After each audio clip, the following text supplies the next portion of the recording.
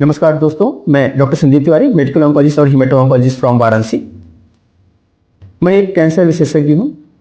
आज मैं कैंसर की स्क्रीनिंग के बारे में कुछ डिटेल में बात करूँगा। कैंसर स्क्रीनिंग क्या होती है, कैंसर से कैसे हम पहचान सकते हैं, अगर हम पूरी तरीके से स्वस्थ हैं फिर भी हम कैंसर की अपनी जाँच नियमित रूप से कितने समय में और कब कब करानी चाहिए।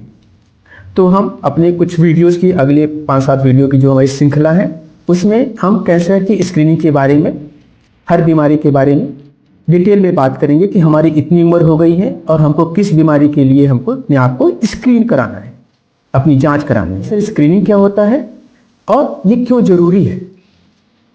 जनरली कैंसर शुरुआती स्टेज में कोई भी लक्षण प्रोड्यूस नहीं करता है, वो अंदर पड़ा रहता है, उसमें नहीं कोई दर्द होता है, नहीं कोई तकलीफ होती है। जो भी सिम्टम आते हैं वो ऐसे छोटा सा कुछ गांठ जैसा पड़ा रहता है, तो लोग उसको हमेशा नेग्लेक्ट कर देते हैं।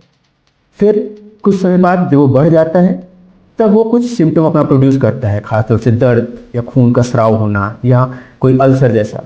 तो स्क्रीनिंग करके हम इन्हीं सब चीज़ों को कैंसर की बीमारी होने से पहले ही हम पकड़ सकते हैं। तो इसलिए कैंसर स्क्रीनिंग बहुत ज़रूरी है।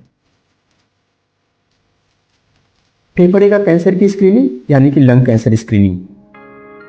अगर हमारी उम्र 50 साल से ज़्यादा है और हम पिछले 20 साल से एक पैकेट सिगरेट या पिछले 1 साल से 20 पैकेट सिगरेट पी रहे हैं तो हम हाई रिस्क कैटेगरी में आते हैं। हमको अपने फेफड़े का एक लो डोज सीटी स्कैन होता है वो कराना चाहिए। लंग कैंसर डेवलप होने के चांसेस इस कंडीशन में बहुत ज़्यादा होते हैं।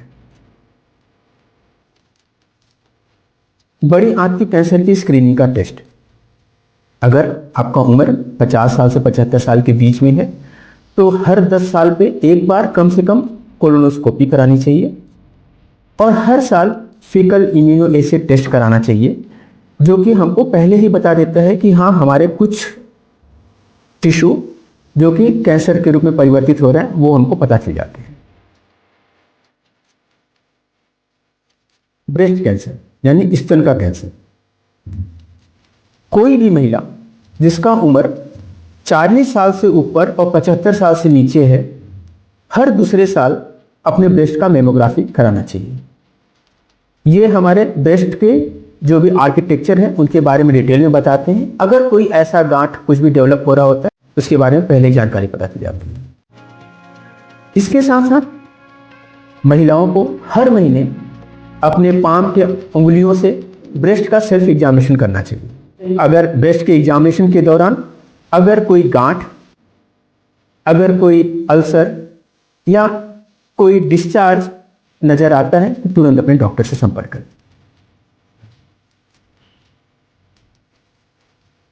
सर्वाइकल कैंसर स्क्रीनिंग यानी कि बच्चेदानी के मुंह का स्क्रीनिंग करना।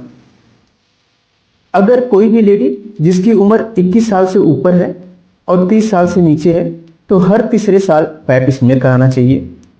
अगर आपकी उम्र 30 साल से ऊपर है तो हर 5वें साल हमको पैप स्मीयर के साथ साथ एचपीवी टेस्ट कराना चाहिए। पैप स्मीयर और एचपीवी टेस्ट थोड़ा सा प्रॉब्लमेटिक हो सकती है, लेकिन ये हमारे लॉन्ग टर्म में बहुत बेनिफिशियल होते हैं, कैंसर को बहुत पहले ही पता कर लेते हैं। इसके साथ साथ अगर हमारे घर में बच्चे हैं तो 9 साल से लेकर अगले 21 एक वैक्सीन आती है सर्वाइकल कैंसर से बचाने के लिए, जिसे सर्वाइकल कैंसर वैक्सीन कहते हैं, वो लगवाना चाहिए। प्रोस्टेट कैंसर स्क्रीनिंग यानी कि गदोद की स्क्रीनिंग के लिए अगर हमारा उम्र 50 साल से ऊपर है तो हमको कम से कम साल में या 2 साल में एक बार प्रोस्टेट यानी कि पीएसए की जांच करानी चाहिए, जो कि हमको एक छोटा सा आइडिया दे देती है कि हमारा प्रोस्टेट कैसा काम कर रहा है, कहीं उसमें इन्फेक्शन तो नहीं है। कैंसर की स्क्रीनिंग जितना जरूरी है उतना ही जरूरी हमारी जीवन शैली में सुधार है। हमको स्मोकिंग नहीं करना है, संतुलित आहार लेना है, नियमित व्यायाम करना है, अल्कोहल नहीं लेना है या बहुत कम लेना है। ये स्क्रीनिंग के साथ साथ हमारी स्वस्थ जीवन शैली का एक महत्वपूर्ण हिस्सा है। तो दोस्तों, स्क्रीनिंग कोई भयानक प्रक्रिया नहीं है, बल्कि यह कैंसर से बचने का एक उपाय है।